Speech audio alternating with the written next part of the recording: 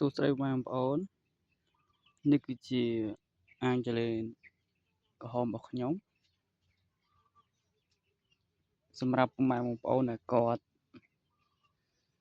ចង់ចេះពីការចិញ្ចឹមចលេនក្រហមដើម្បីផលិតជាកំប៉ុស្តឬក៏ផលិតជាចំណីសត្វបងប្អូនអាចមើលវីដេអូនេះទៅ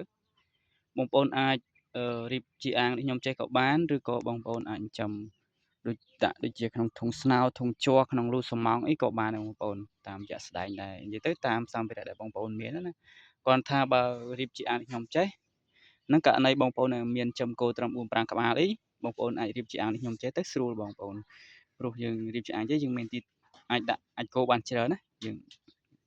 ទីធ្លាធំទៅយើងអាចគោបានច្រើនអញ្ចឹងក៏យើងអាចផលិតជាកំប៉ុស្តបានច្រើនតាមហ្នឹងដែរអញ្ចឹងសម្រាប់ករណីបងប្អូនមានចិញ្ចឹមគោត្រឹម4 5ក្បាលនេះហើយបងប្អូនគួររៀបជាអាងចេះវាស្រួលជាងណា